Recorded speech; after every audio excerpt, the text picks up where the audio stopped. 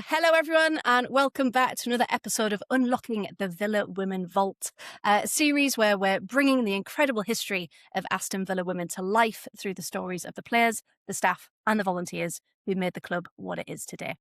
Joining myself, Gary, and Lyndsey this evening is someone who's championed the women's side of the club since the late 80s. And if it wasn't like men like him, who knows where the team might be today. It's a lovely Nigel Macrow. Nigel, how are you? How you Not doing? too bad at all. Thank you very much for inviting me onto this fantastic project you're doing. I think it's great. No, thank you so much. And thank you for making time to join us as well. Because obviously we know you through Lyndsey, and we're going to talk about that connection in a Yeah. bit. But yeah, when we started to think about the project and what we wanted to do, we realized the women's game as it is, there's not much documented history.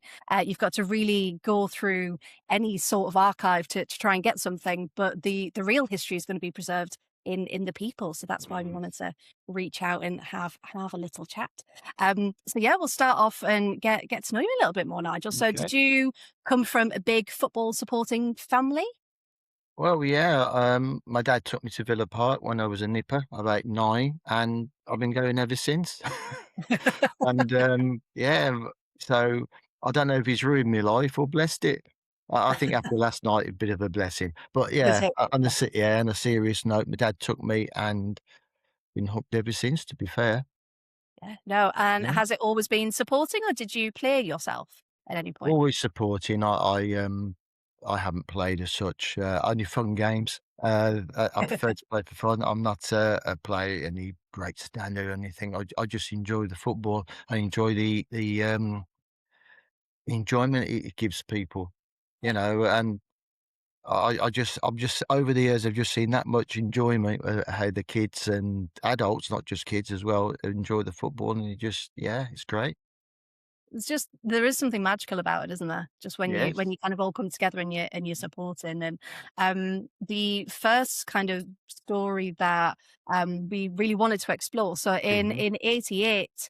You told us that you volunteered with the club's match day football session. Yeah, So that was a year before the Aztecs were affiliated with the that's club, of right. course, if we're bringing our history into it. So yeah, Yeah. what an opportunity that was. Can you tell us a bit about how that came Yeah. about, how you got Well, involved? I used to work at a youth club in Solihull, Hatchford Brook, and no one did football there. So one day, the kids wanted to go outside for a game of football, and they needed somebody to supervise them. So I Okay, said, "I'll go out."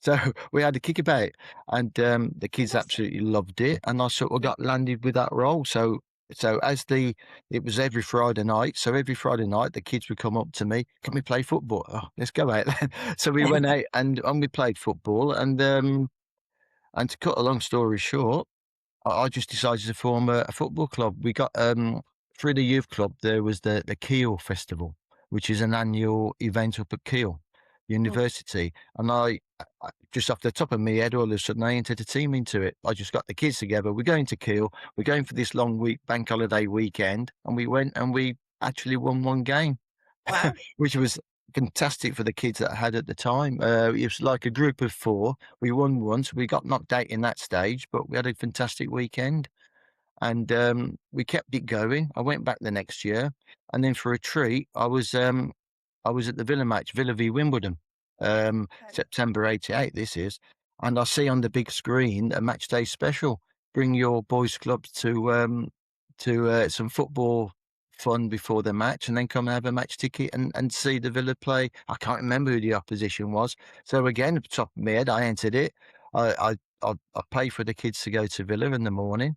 We had some football matches against just other kids, and they were short staffed, and they asked me to ref a few games. So I refed a few games in the morning, Yes. took the kids to Villa Park to watch the game. And at the end of it, the staff member said, "Oh, what you doing next week?" I said, "Well, coming to watch the Villa." And they said, "Oh, would you mind coming to help us?" And it was as simple as that. I said, "Yeah, I'll come." Yeah. So as a volunteer for the rest of that season and the season after, I went on match days in the morning and just worked with the kids, ref games and warmed them up and walked them to Villa Park and then took my stand at the Holt End with my dad and watched the match. And that's how it started. Wow. It's So from yeah, happy purely days. a chance moment of can we go play Yeah, football, then Yeah. turned into this It's lovely link oh, with the club. yeah, been I there love ever that. since. And was it just boys at that point, or were there any girls? It's just boys Boys. football. Yeah, On the Saturday morning, you had one or two girls that they would yeah. come and kick about. Mostly they were siblings, you know, because what they used to do, the supporters at the time, they used to bring their kids along, drop them Mm. off at the centre, the Broadway Centre, just down by Villa Park, and they went for, shall we say, some refreshment. Um, we looked after the kids. Of course, you know, it was a brother and sister, and the girls would join in, and then we would walk them to Villa, look after them during the match. And then the parents would pick them up at the back of the North Stand at 5 o'clock. And it worked for everybody. The kids had a great time. Wow. The parents, or dads and moms, dads Yeah. and moms enjoyed the day without being pestered. And they picked the kids up after the game. So it just worked. So Yeah. to get back to the original question, yeah, but there was, we used to look after about 30, 40 kids used to Oh, turn up. And I would yeah. say about half a dozen were girls Wow. from my dim and distant memory, but mostly of them were siblings. That there wasn't a Yeah. I can't remember a regular girl who would come by herself. So they were actually like sisters Mm. or you know, cousins, that sort of thing. But yeah, A good mix, and that just and yeah, that kind of stems to still the club today, isn't it? It's like that family kind of feeling oh, where you're like, yeah, I know the kids are all right. that's right. I'll see them in a few hours. Because at the, I mean, for those people who are old enough and can remember that in the North Stand enclosure, the upper tier used to be called the family stand, and that's where the Yeah. families used to sit as to watch the games. You know, the Yeah. tickets were a little bit cheaper, Mm. um, and that's where they just because I had the Panini Club, the back of the North Stand. I had the Panini Club there, and Okay. so again, we know Panini stickers. Yeah. Then the man who used to run it, they used to go in there, and again, they used to have the tea, the you know the sweets and all that, and they used to sit in there, read the program, play a few games, you know, on the darts or something, and then go and watch the match and sit and talk about Villa. That just So sounds yeah, like the a fantastic Panini family shout. Yeah. stand, yeah. So, Need to bring it back. That's what we need well, to do yeah, more. it was a fantastic, place, Yeah. fantastic Yeah. room. It sounds it. It really does. And Mm, obviously, the momentum that built from there, we're going to hand over to Lyndsey because yeah, then the football in the community came about in the early 90s as well, didn't it? absolutely, yeah, So, yeah, Lyndsey, over to you, mate.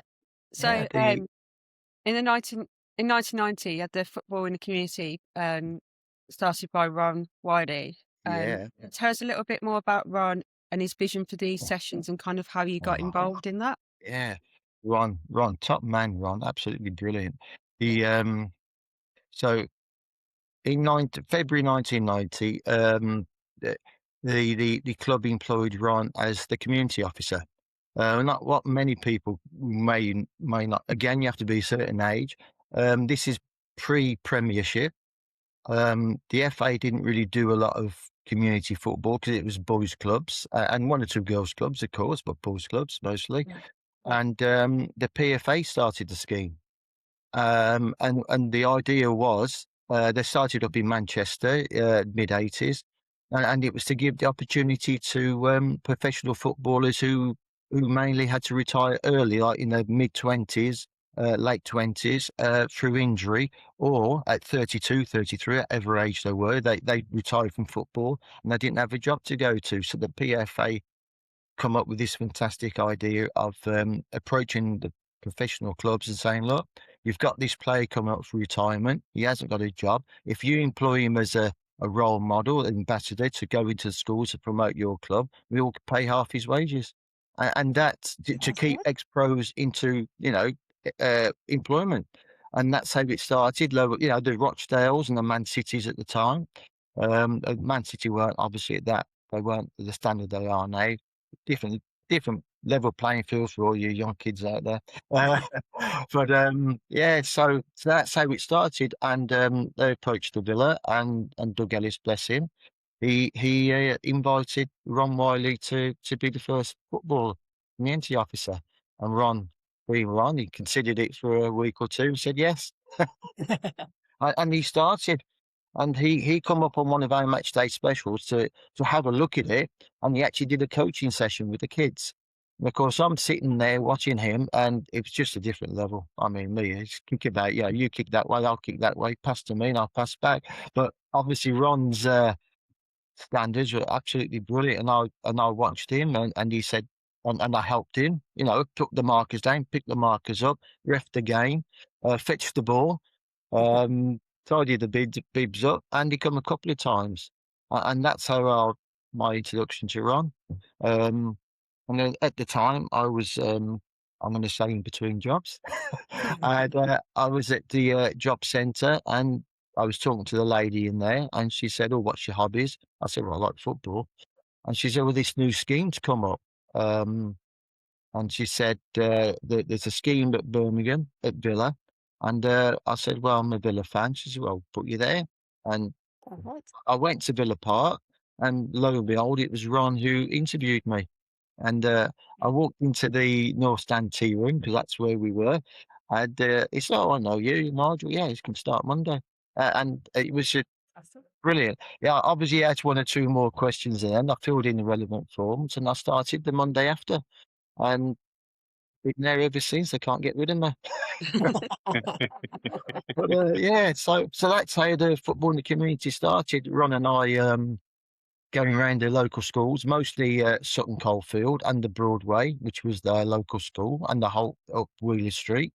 And we used to do football sessions in the schools, and we developed it from there.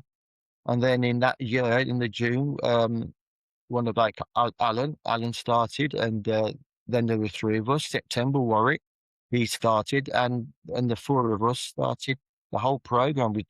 We developed the soccer schools, we developed the match day specials, which I was in charge of, and that's when I started getting more boys clubs from distance coming in, from Bristol. We had a lot coming up from Bristol. Oh, really? And yeah, Northampton, the local ones, of course, Cheltenham, and as they were coming up, they were bringing more and more girls, because some of them actually had girls' teams or little girls' groups. So they said, "Can some girls come as well?" I said, "Of course they can," and that's how that sort of started. There was obviously there was a lot of boys there, but about all of a sudden 10-15%. There were girls, because from the original 30 or 40 that we started with, like the Villa fans, Wow. we did, because we developed it till 200 kids per match, and they used to come, and we used to have different venues, and they all used to play football, and they come up and watch the match on the coach, and yeah, the fun times. I remember Mm. I did the soccer schools Yes. in the mid 90s. So I'm giving my age away now. Yeah. And I do remember the family seating as well, and tickets. But Yeah. as I remember, the soccer schools, you'd go for like Monday to Friday, and you get a free ticket to one of the games for yourself and an adult, which I thought Yeah. was really, really good, because Yeah. it opened avenues for people that wouldn't normally be able to go to a game, or it kind of absorbs a bit of childcare cost into like something really exciting. So I used to look forward to school holidays so I could come and do soccer schools. And one of the things that stood out for me was yourself, which is why I reached out to you to ask you to come on the project, because you were always so positive about the girls. And it was always mainly boys at soccer schools, as you expect, and there'd be all different teams, and there'd be Blues fans, Villa fans, Man United fans, just everybody. And then there'd be a small group of girls, and we'd all sort of group together. And the coaches, it was really interesting to see how different they were with the girls to boys. And when I say this, I don't mean it in a way where we were putting cotton wool or anything. You used to watch us all and see how good we were. And then when you got someone that was really cocky and thought he was brilliant, you go, well, I'm going to give you the teams out, and I'm going to give the bibs out, and I'll put that girl on that team and that boy on that team. And you just set them up, and the coaches were all stood on the side giggling, because the girls were going, hang on a minute, we can compete here, and show up. So although it's not necessarily technically professional, it was quite interesting about how girls were getting visibility and how attitudes would change. And usually by the end of that session, whoever it was that had had a bit of an attitude issue suddenly was like, no, I want the girls on my team. The girls are good. And it was really inclusive. And I think that was kind of what you guys were trying to achieve. But thanks to you, I got scouted and I ended up in the academy, which I had a great time in until I had to come out for health reasons. But no, it was a really good setup, and someone that's been through the soccer schools program and allowing you guys to recruit and retain women's players, I think it's really, really good. So the question after I finished waffling, I was going to ask you is, how many girls did you approach that were at the soccer schools to sort of follow the pathway and get trials with the Villa Academy, the girls teams kind of thing? Don't need like a specific number, but were there quite a few? Because I know there weren't that many girls going to the soccer schools, but I just wondered if that was a potential pathway back in the day when there wasn't really a specific pathway for girls like there was boys. Absolutely, it was a pathway. There was no girls clubs around or girls teams around. I used to work in uh the school in Sutton Coldfield, one of the senior schools. And I can't bring it to mind now, but there was a group of girls in there in the class. About there was about 12 of them, and they all absolutely loved the football. And I said to Ron, "Can we create a little football team?" He said, "Well, you got to do it in your own time." So I got them together and thought, we called them the Eagles. I'm desperately trying to Wilmot Eagles, Wilmot School. That's it. And we called them the Wilmot Eagles, and we entered the only ladies or girls, I should say. These were like 14-ish. I entered them into the FA league, which the Villa Aztecs girls played in, and there was about 5 teams in it, and we used to play each other twice through the season. And the Wilmot Eagles, and that was the pathway. With you, Lyndsey, from the soccer schools, I would tell them to get into recommend them to Villa, the Villa Aztecs junior section, and because we used to have soccer schools in Redditch, Tamworth, Sutton Coldfield, and a local one at around Villa. So I used to, because some of the girls got intimidated a little bit because of the age groups, because we went from like 6 to 7 all the way up to 15 at the time, and some of the younger, well, not so much the younger ones, but when they got to about 12 or 13, they were a little bit intimidated with some of the boys with that attitude that you said, that they're, I'm going to use that arrogance. And so some of the girls were dropping out, and I said to Ron and the other 2 lads one day, I said, well, why don't we just create a girls group and put all the girls together that can train together, play together, and not going to be intimidated by the boys or fall out. And they say, "All right, yeah, we can do that, but you've got to run it." I said, "Oh, thanks very much." So we formed that girls section, like you said, Linz, and that's how I started. Really, like we had 12, 15, 20, 25 girls in the group, and there was just me working with them, and it worked from like 6 or 7 all the way up to 15. They're all together, and it was just fantastic. And then that's how it started. And some of them went off into the girls' teams that were around. But the ones who wanted to follow that, some come just for the kick about and for the enjoyment and follow the badge, which is fine. But yeah, they were good days, really good. Fond memories. Yeah, absolutely. I'm going to pass over to Gary now. So Your support of women's football is absolutely fantastic. Speaking of support for women's football, in 1998, you got the work alongside Ron again with the official Aston Villa ladies team. How was that experience for you? You and Ron working together, and what were your expectations for women's football at that time? Just to promote it, just to give them the sense that they can do this, that there is a pathway for them. Because the Villa Aztecs has then come under the Villa umbrella, shall we say, or into the club, and that was really down to the chairman, Doug Ellis. He was really keen on it, and he got involved with them, and he asked Ron to do just some sessions, the odd session with them. So Ron went down to not with me, but with Alan, one of my colleagues. They went to Sutton Coldfield, Sutton Park and Sutton Coldfield, and they did a few, because that's where they used to train, in the park. And Ron did some sessions, a couple of sessions with them pre-season. And then, of course, when the lights started getting, when losing the dark, they went to the Alexander Stadium with the floodlights. They had some, the sand-based astroturfs there. And Ron couldn't really, he passed it on. And he said, we need someone to do it. And he said, me.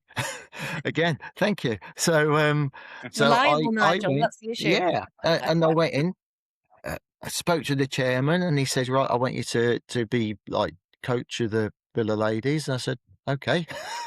So I went along to Alexander Stadium. It was the year they got promoted, not the first year, but the second year they got promoted to the top division. Yes. I would call it first division in my speak. I was first team coach, and then he made me director of coaching for the juniors as well. So it was quite a big role, really. So we used to train twice a week, Tuesdays and Thursdays, play on the Sunday. And now, again, you used to coach the girls. Loz, you had Loz on one of your shows, and Yes. Nikki, Yeah. and they were fantastic. And they just absolutely loved the football. I mean, Loz, her infectious character, what a personality Loz is.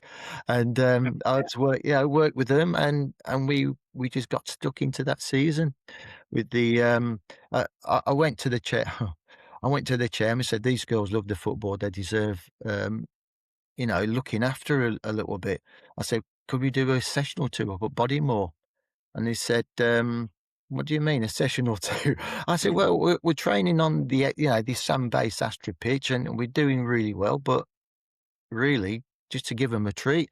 So they went up to Bodymore and did a few coaching sessions. He said, okay. So he picked up the phone, spoke to the people at Bodymore, and they said, Nigel's coming down with the women. What day? Thursday, yeah. Thursday, 7:00.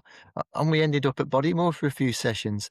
And then I went back to him and I said, the girls section, I said, the juniors, I said, could they have a few sessions up there? He said, yeah. So they used to go up there, and one of the evenings, I think that was a Tuesday from my memory, and they used to do sessions up there, and with the other coaches, and I sort of oversaw it. They couldn't believe that they were, Aston Villa's first team training, because obviously it was a very different Bodymore then to what it is now. They just had the one half for those people who know Bodymore. They just had the one half, which was the men's, and we used the men's changing rooms, and we used the Astro pitch that was built there. We weren't allowed on the grass because that was a bit sacred, but the AstroTurf up there was better than the one at Alex. So we had a few sessions up there in the summer before, in between, like when the men come back, and then when the season started and the academy started back with the boys' academy, we had to go back to Alexander. But we had a few sessions up there, and that was all down to Doug Ellis. He just wholeheartedly supported them, and going forward, Dave Ismay for the I don't know if remember Dave Ismay. He was local comedian, a Brummie, and a big Villa fan, and the chairman got him to do, shall we say, the logistics and the financial side for the ladies. Because Dave Ismay was like not the community officer at the football, but like community officer with the council and the supporters and that sort of thing. Because at the time we concentrated, Ron just wanted to concentrate in the football, because it was a very different setup then to what it is now. So yeah, and the remit for the ladies then come under Dave Ismay, and we had a fantastic. Well, we got relegated at the end, but. When you think of, we used to play Donny Bells and Arsenal and Everton. Sue Smith, you see her on the TV playing for Everton. She was a young girl at the time. Oh, she was good. And the Arsenal. Marianne's, like Stacey. Oh, Stacey, Marianne. I can't even remember the names, but I remember Yep. Yeah, you probably know you would know the names better than me.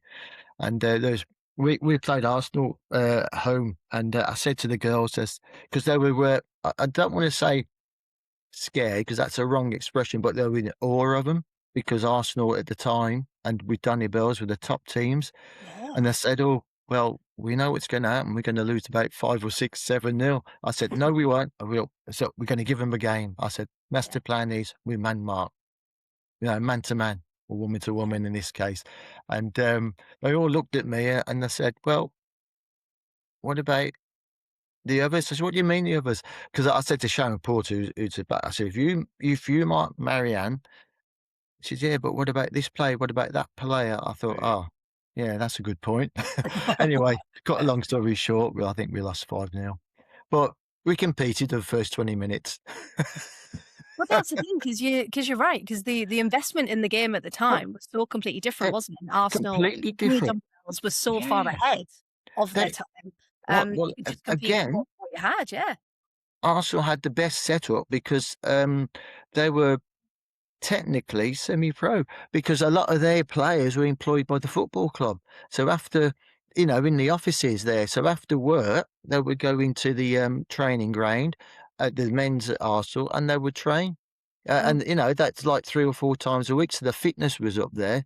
We training 2 hours a week and they were training 4 nights, and they would start work at midday and finish at night, early evening. So it's just Yeah. different. And Doncaster Bell, or the Donny Bells as they were known, they were strong, really strong, physically, and just, yeah, very good, really good. I know though that you've sort of mentioned Arsenal and the Yeah. Donny Bells and stuff, but the girls that you had in 1990 to were you them in 1998, did they have the same confidence? Was there any standout players? How were they actually performing against other teams, not just the top teams, They competed. The Villa girls, all of them. I mean, Lorraine, wholehearted at the back. She just never stopped running, and she never gave an inch. She just wholeheartedly brilliant. Really good captain, really good leader. Sharon, who was at the back with her, again, They just played the hearts out. The techniques, the football skills. The Arsenals and the Danibels and the Evertons were a bit more, shall we say, technical, but for heart and commitment and passion, you couldn't beat the girls. I was proud to manage them. Not manage, I was proud to coach them. I really enjoyed watching them play. Just to give that commitment, they just ran to the drop, and really proud of them all. They did a fantastic job for women's football. If it weren't for people like Loz and Sharon and Nikki, you had Nikki on the show, they wouldn't, it's just different times, and they just gave their all for the right reasons, for the badge, for themselves, for the club, yeah, for everything, The pure for love of all the the right game, wasn't reasons. it? Yeah. I could understand that from Laws and Nicky, from having spoken to them both, Mm, the passion that they had, okay. it was coming through now, never Yeah, mind how they might have been yeah, as young women. yeah. They gave it all. They gave the whole soul and body to it, and it was brilliant. Yeah, really Uh, good. During your time, obviously you'd just been promoted to the director, the coaching, but Mm. who was the manager at the time then? Karen. Um, Yeah, Karen was the manager, and Froggy. I don't know a real name. Or you should call her Frog. I'm sure Lars would tell you a real name. And uh, Frog was like her assistant manager. And yeah, that they did that under the circumstances, that they did really well. Karen would pick the team. I would talk to Karen about what do you want to work on next week, defense, attack, link up play, whatever she thought. And I put my 2 pennyworth in, and Karen would pick the team and send them out, and they gave everything. Yeah, Karen, real good person again for the right reasons and everything. And Frog, fantastic club woman. uh, I hope she'll forgive me if she ever hears this, but the- yeah, they were a really good, hard-working bunch. Really were, really uh, are. well, it's nice to hear the passion and support that you've had for the women's football over the years. Oh, But I'm actually yeah. going to pass you back to the lovely Lyndsey. Oh yeah. So Doug Ellis is synonymous with Aston Villa, in many ways. How did he support and give better access to the women in the women's game? Like what kind of things did he do to try and push the visibility of the women? Financially, he put some money aside from, like, he used to pay for the kit, for the facilities, because obviously Bodymore didn't cost anything, of course, when we had the privilege of going there. But Alexander Stadium and the ground we played at Sutton Coldfield, from my memory, and he had to pay for the costs of that. So financially, he put the money in. He even come down to see the girls play and popped in to the restaurant to see him. That again, I had a chat to him in his office and said, "Look, come and watch him." And by God, he did. He come down and watched them and chatted with them and interacted with them, and he was brilliant.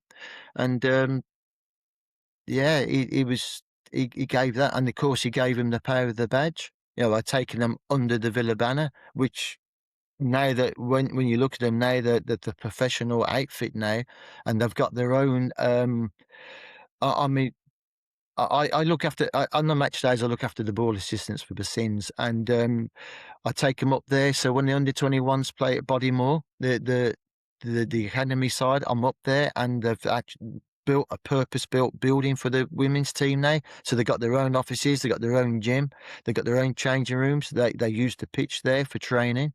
So that all stems from Doug Leathers' initial input and taking them under the Villa banner, and it's just took off from there, really. So everything they've got today stems from Mr. Ellis, the chairman.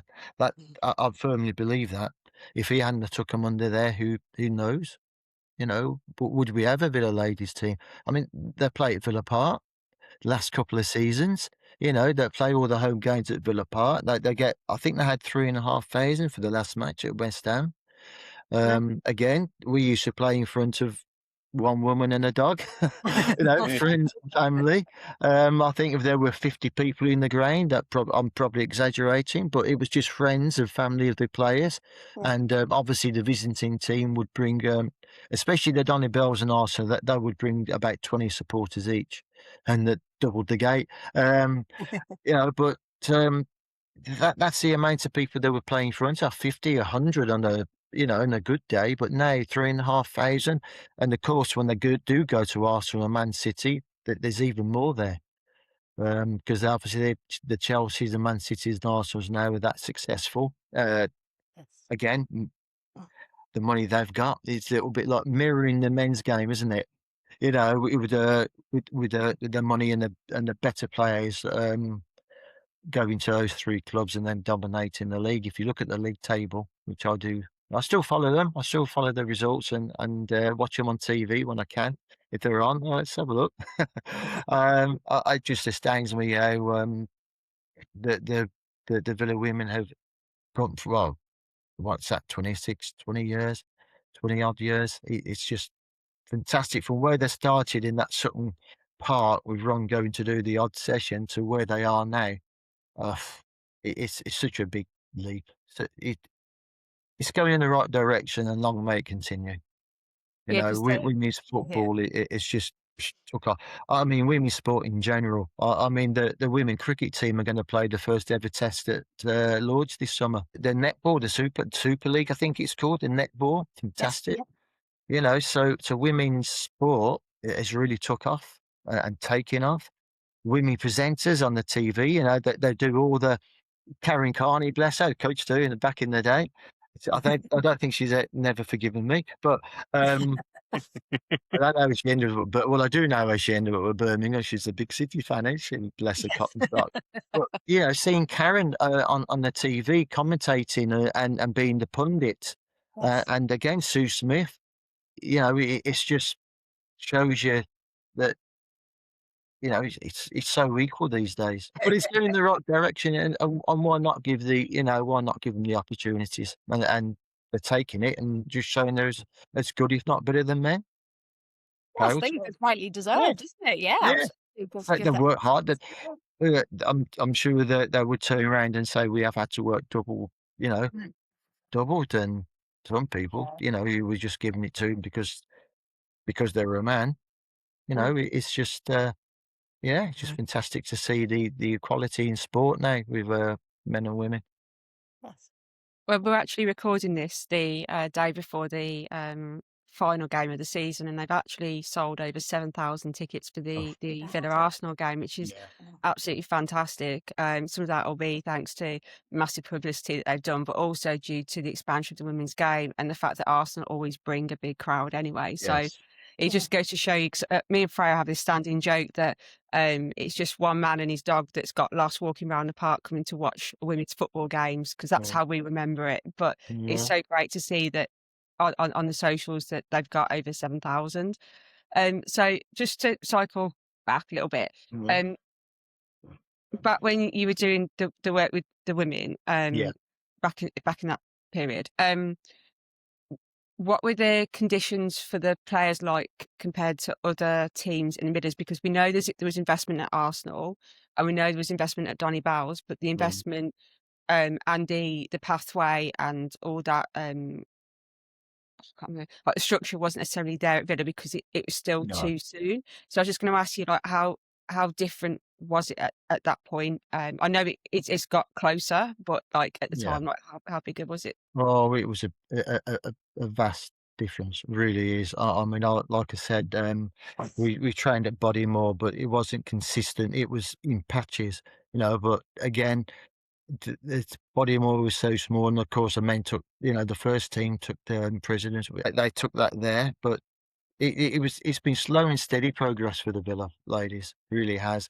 When Ron retired in was it 2001, 2000?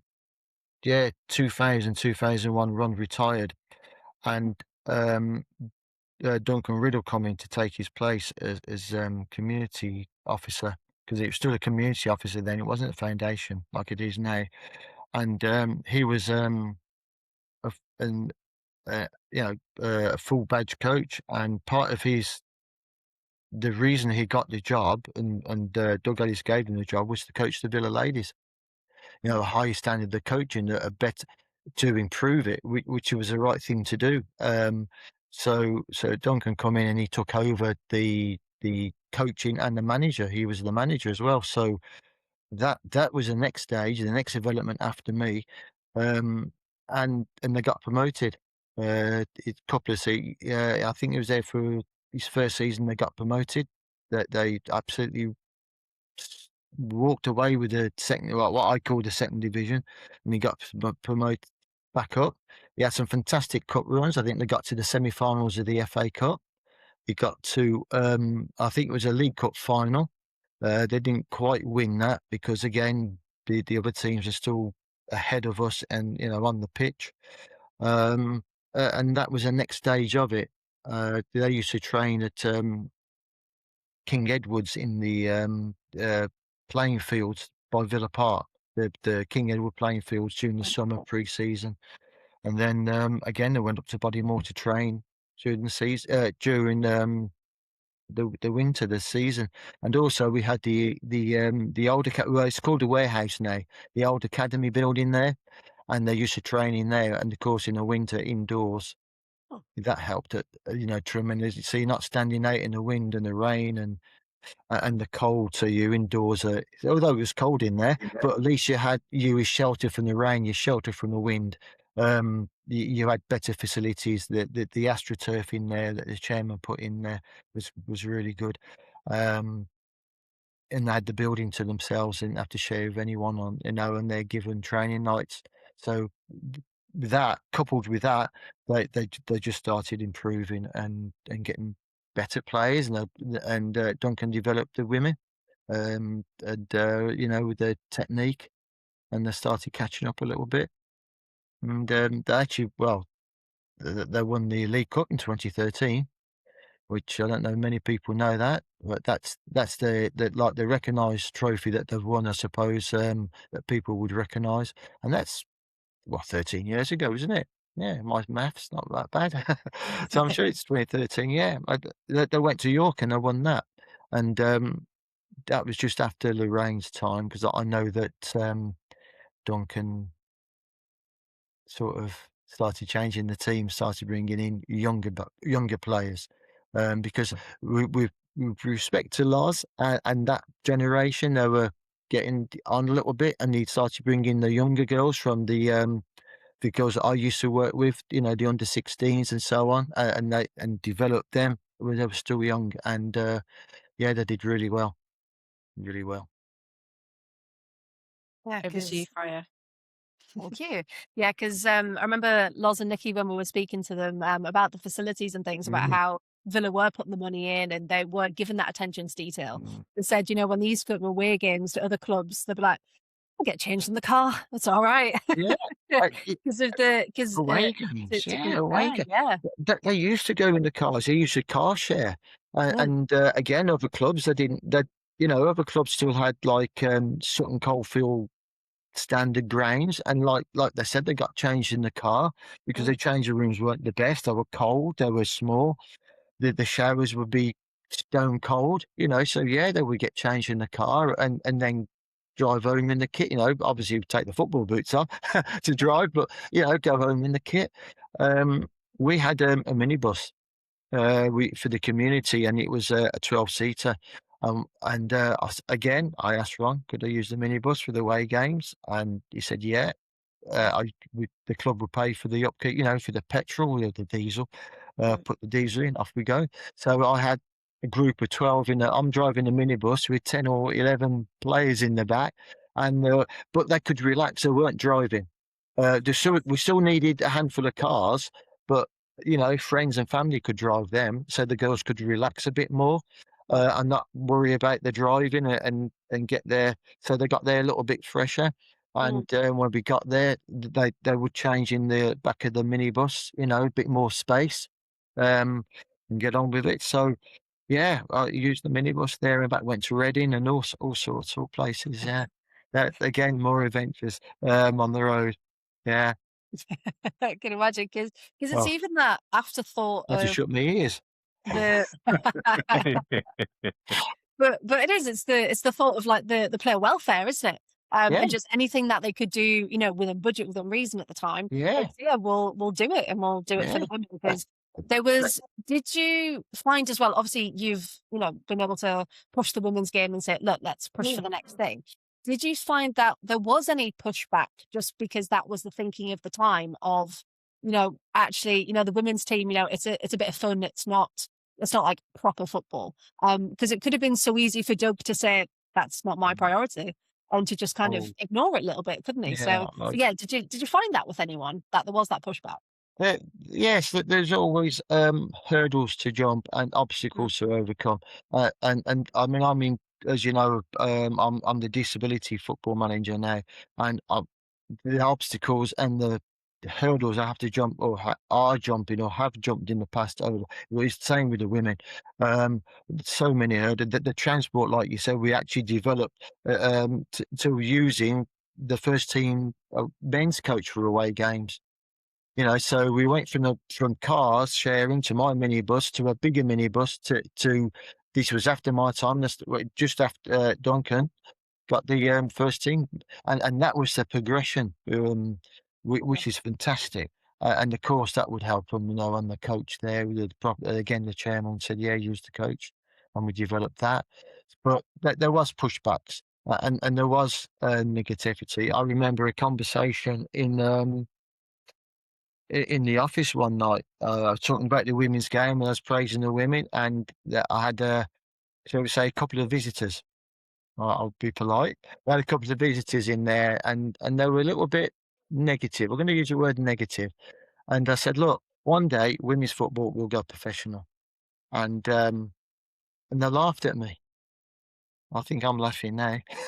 Exactly. Yeah. Look where it's come to. Yeah. But that is the attitude. I mean, even though you get bit, I was watching the Villa game, and this sounds terrible, this does, but I was in the pub watching the Villa game, the Fulham game recently, in the local, because I haven't got TNT, so I walked to the pub. please don't judge me. I walked to the pub, had my cup of tea. I'm teetotal, honest. I had my cup of tea, had my fish and chips, and I was watching the Villa Fulham game. And what on the TV, on one side of it, they had the Albion Ipswich game. On the other side, they had the Man City Brighton game.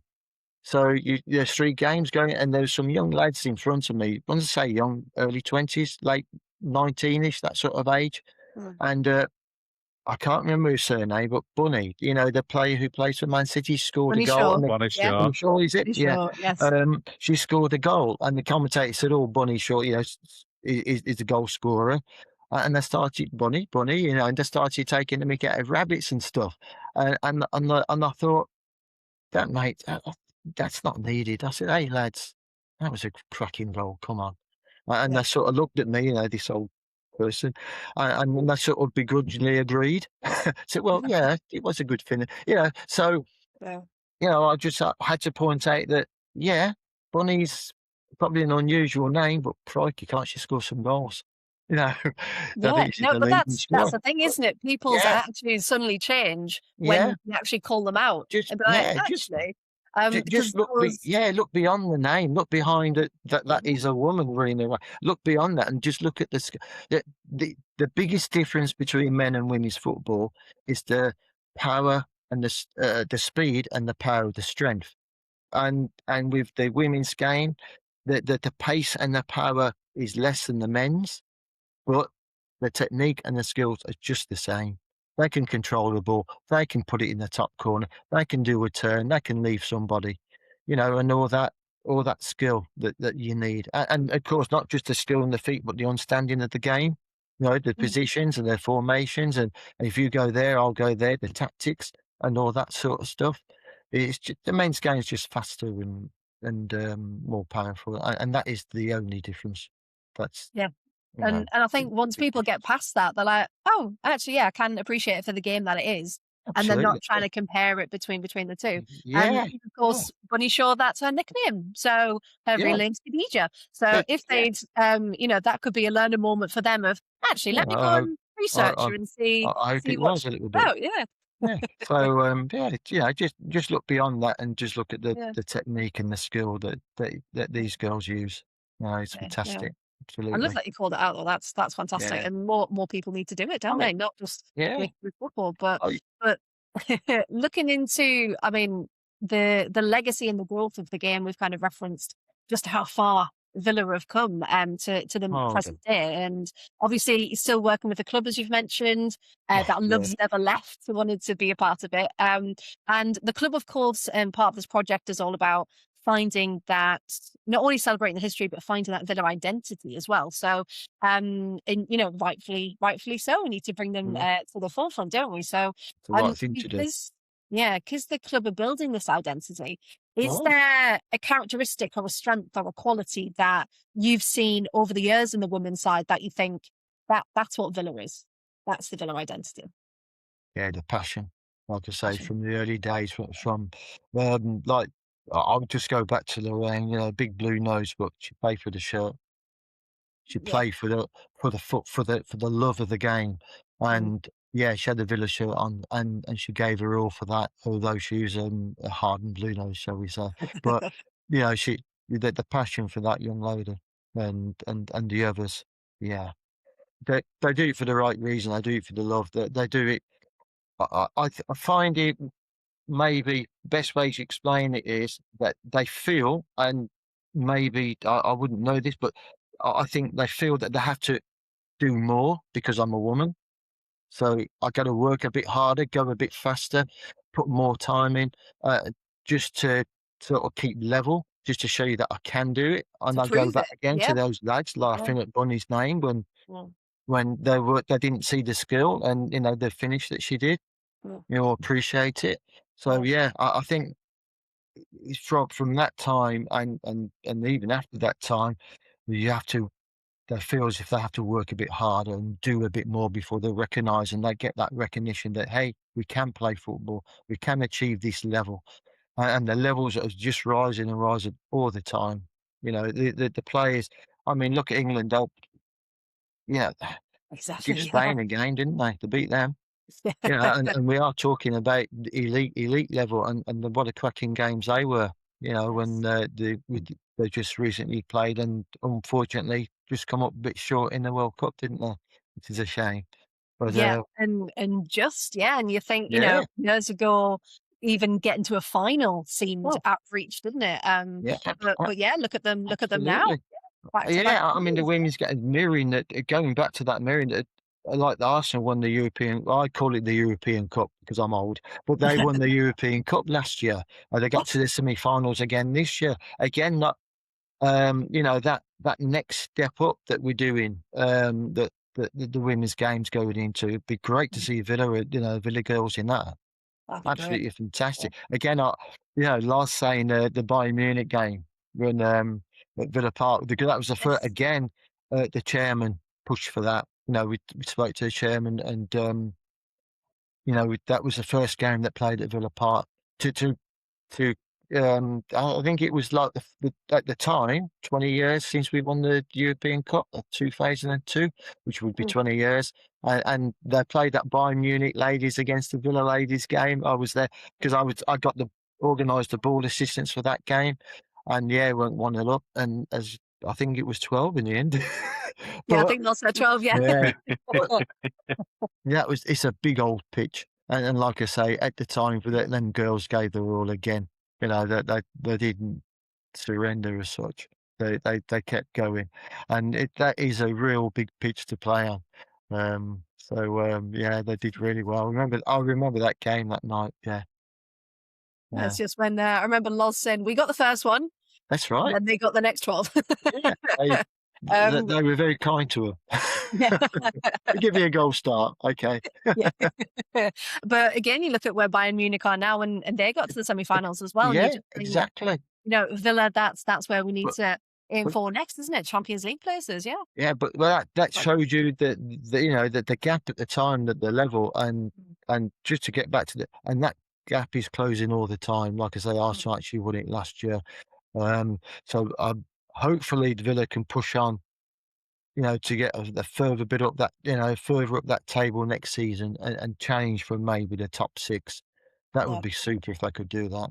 Yeah, I would love that. It'd be fantastic. And I think if they could do that, the gates, as you say, 7,000 there tomorrow, I think Lyndsey said they're expecting, get that sort of gate regular if they challenge for that top 6. That'd be fantastic. I mean, Blues coming up this season, that would be fun.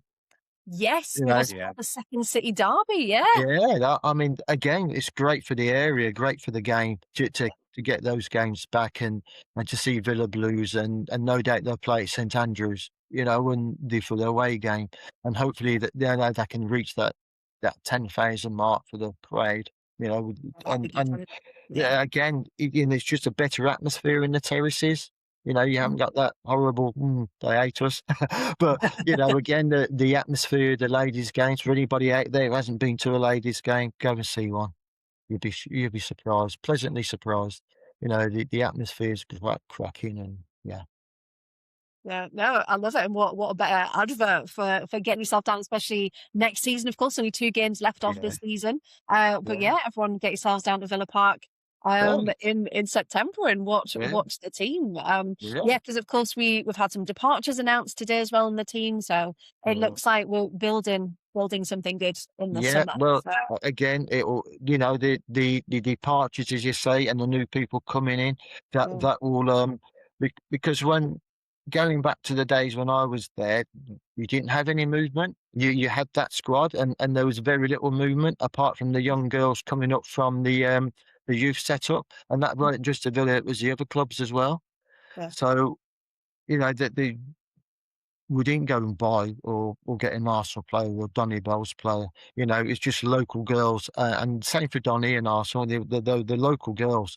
And now, of course, you're getting international women. The internationals coming in more and more, and especially with the Chelsea, the Arsenal, Man Cities, that they'll start bringing in the better players because they've got the money. Unfortunately, they got a bit more than us, or they're allowed to spend more than us. I don't know how that works, but let's get some cracking players in. Yes, that's absolutely. And I was just going to ask you, Nigel, as well. I know you mentioned earlier about the youth team played in the same league as the Aztecs at that time, because I've been looking through, trying to trawl through newspapers and league tables and stuff like that. So would they have been called the reserves? Yeah, they Or were the reserves. yeah, Yeah, Villa had two perfect. teams. They had the first team and the reserves, And and then the the reserves. reserves were made up of a lot of younger girls. Mm. Like I say, so you had that from, because in girls' football, and I think it still is at the moment, like with boys' clubs, you go from under eights, nines, tens, 11, 12s, and so on. You know, a year with the girls, it was like under sevens to under nines, under 11s, and it had a 2 year banding. So you joined the two because of the numbers, because they just didn't have the numbers to make up Yeah, yeah. every single year. So they banded 2 years together, the FA. With disability football, it's 4 years.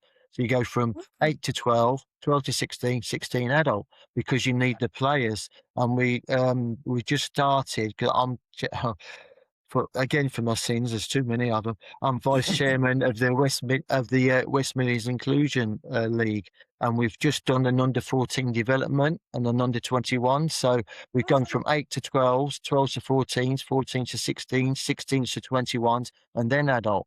And this is the first season we developed the under 14s and 21s. It's mixed, by the way. That disability Oh, football is fantastic. mixed, boys and Yeah. girls. And there's no problem with that at all. So just to get back to the women, so that's what they did then, and I believe they still do the 2 year age banding, but again, as time goes on, and more young girls out there, if you're listening, girls, get into it and catch the boys up and go every year, because that way there'll be more players, more teams, more football, and the more girls that will play football, the better. The more people that play football, just better. Yeah. Well, Good I love idea. that. And the just the support that you're giving, even just saying it changes so much. Yeah. Yeah, because it was so hard even 10 years ago Oh, God, to try and find somewhere for the yeah. players. Yeah. Again, just at general football, when I was going back to when I was a kid again, and my dad took me, it was dads and lads. You very rarely saw families, let alone girls. Yeah. There was, just look at the old pictures. You won't see a woman in the crowd, or if you're lucky, you might see one or two. Mm. And even luckier to see a young girl, a daughter for, a 10-year-old there.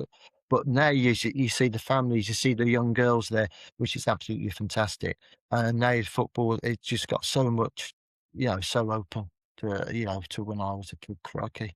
Yeah. So just the dads there, and the lads. Yeah. Yeah, because it's nice as well that with the women now playing at Villa Park as well, you can Yeah. have that family that can have the men's Villa Park match day, which is completely different to the women's Villa Park match day, Oh, but still so lovely. yeah. Just in different ways, isn't it? Yeah. That experience as well. They had they used the screens, the pre-match stuff. The music comes on, I believe. The only thing I think they're lacking in maybe some flags in the pitch. I'll have to talk to them about it. More flags. And make it a bit more like that. Yeah, Yeah. yeah. Yeah, no, it's come on so much. And of course, I- like we said, Villa Park only last season made the change, and even that from a step up from the best got. Oh, Obviously, we've got loads of memories at the best got, but it, obviously Villa Park facilities, everything is yeah, just so much better. everything. Yeah, the parking. Obviously, with 3,000 there, there'll be a lot more parking. There won't be so much traffic. But it's the way forward. It Yes. really is. And will we ever fill Villa Park 40,000 for a women's game? Yeah, I of would course we like will. to see it in my lifetime one day, hopefully. Yeah. Give us a couple of years, Nigel, and Yeah. It'd be we'll get the fantastic if we could people do in. that. Yeah. Yeah. Villa v Um, Blues European final. That'd be good. That'd be we'll manifest it. We'll Yeah. bring Oh, it into existence. Darren Um, Carney would love it.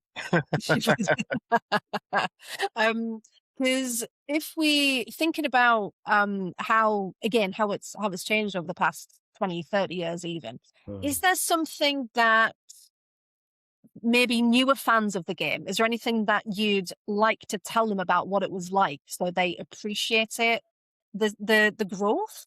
Is there Yeah. anything that we haven't mentioned that you think actually this is important to pass on for that next generation?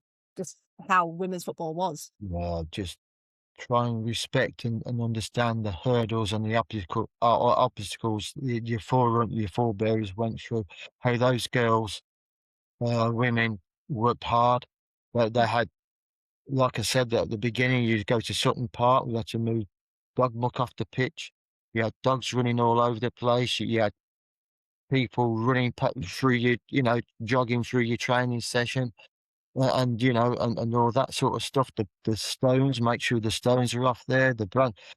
It's just a complete and different world though. The bumps and the hobbles of the grass, and it that going back to we won the World Cup in '66, and I say we won it in the streets. Putting the men, the boys playing in the streets. Well, it's the same with the women. I'm going to bring that into that. That is what we, or not me, but the women have had to do. They've had to go through that playing in the streets scenario with the public parks, the dogs, continuing with the dogs running after the ball and bursting your football. That's happened to me. I've had that. Well, make me football bang. Yeah, great, thanks. Enjoy your walk. I'm sorry. Yeah, and yeah, it's all fun. But it's really difficult to get over to young people, I suppose, in this day and age. How much they had to fight for it, had to argue. I'll go back to that conversation in the office I had with those visitors, and how much stick I got, and they were laughing and and and, and saying some ridiculous things, and I just stood my ground and I said, no, it's going to go professional. It will one day go professional, and even the Villa will go professional. And like I said, I'm laughing now. He will last and all that. So yeah, and that was just me fighting for it. And I don't know what's obviously the girls should tell you more about the obstacles that they felt personally, being laughed at or maybe or belittled when they said, oh yeah, I play football, oh do you? I bet you can't kick the ball very far. That you'd be surprised. The very first time I seen a women's game, it was at Redditch. I went, I think it was the Villa Reserves, because when the chairman asked me to, it said, "Well, really, I want to go and see a game. I've seen a couple of training sessions, like the soccer schools, Lyndsey, and the lower, with the girls' football." And then I thought, well, let's go and see a women's game. And there's one at Redditch, and I went there, and I was sitting behind the goal watching it, and me and the other two people, and Redditch attacked. And this cross come over, and the centre forward, she leaped up, smashed it into the top corner of the head, and I thought, bloody hell, where did that come from? I didn't know you could do you that good, and that was an eye opener to me. I thought, what a cracking head, what a cracking cross, and that sort of sold it to me. I thought, yeah, you ladies can play, you women can do this, and I thought, and I went back and I said to this, yeah, I'll coach them. And that was, like I say, a big eye opener to me, watching that girl with that header, the cross coming over. For those who are of a certain age, like as Peter Wibb and even Andy Lockhead, for those who can remember Andy Lockhead, type header, it was fantastic. And that's what really sold it to me. That was the thing as well. Yeah, I can do this. What they need is the opportunity. Yes. And thank God people like Doug was around and the other clubs to promote it and support him. Yeah. Yeah, someone to recognise that talent and harness that raw talent as well. Yeah. And that was coming through to Going back to the soccer schools with Lyndsey, listening to you earlier, Lyndsey, I loved it. I thought, thank God I've done something good in your life. I'm sure you've done plenty more. I'm sure you've done plenty more with the roles that you've done. But it was really good to hear it from your point of view as a child at the time, because you do these things and you think, I hope that's good. I hope they enjoyed it. I hope they learned something. And I use that inspiration, that inspired to go and do more, go and join a club, join a team and just get on with it. It's there. Yeah. I do probably another little story from recently. I do in my job now, I do what's called a program, Limitless Apprenticeship. And I've got 5 of my adult players, and they're like, they haven't got full-time work or anything, but it's like a 3-year apprenticeship. And I asked one of my girl players, I said, I'd like you to go on it. And she looked at me, she says, oh, I can't. I said, why can't you? She says, because I stutter. And she's got a stutter. And she couldn't. And I said, yeah, and? Yeah. It's a problem. You got to stutter. Get on. That was last October, and from October to now, she's been absolutely brilliant. She's taking responsibility. She's sending messages. We've got a spawn group to give out. This is the time of the next. This is time. Training time. Training's off tonight, or it's on tonight. Meet time for Sunday is. And she's answering the questions that the people are putting. The other players are asking, what time is it, where we go, and she's answering it. And I haven't asked her to do that. She just did it. She'd never done that this time last year. And every now and then I say, you're improving, aren't you? She says, yeah. Again, that just shows you that a little bit of a push, a little bit of support, you can do it. Yeah, I'm really proud of her. Holly, if you're listening. But she's doing it as same as the other 4. I've got three young ladies and 2 lads on, all my players. And it's a fantastic scheme. And they really are blossoming and developing into coaches. Well, it's fantastic to hear. And like you said, it's lovely. just that one opportunity, that one person to say, yeah, you can do it. She's never had an You are that opportunity in her person, life Nigel. before. Yeah, if I love just don't do it better than me, you make me redundant. I'm too young to retire. That's the point. Exactly. Got lots of work still in you, Nigel. Exactly. Lots of I people. got a bit longer left, just a bit. Yeah. Now then, that's actually brought us to the end of our episode. But Lyndsey, Gary, any final questions from you before we go? I don't have any questions. I just love the passion that we've had from everybody that we've interviewed so far, Yeah. That's the thing that unites everyone, isn't it? Yeah. Especially anything to do with the Villa. It's that love of the game. It really is. Yeah, and the way people are being represented and and just everything kind of coming together to be a part of this celebration. And luckily, the people that we've spoken to have all said, "Oh, I'm so glad you're doing this." Yeah, it was a close knit group. It was that the girls that they are the reason why we've got the Aston Villa first team now. The ladies, they are the reason. If they had surrendered or stopped doing it, they wouldn't be there. The girls who are playing now. Do you know what would be really good is some of these older players would go and see the first team now, just have a chat to them.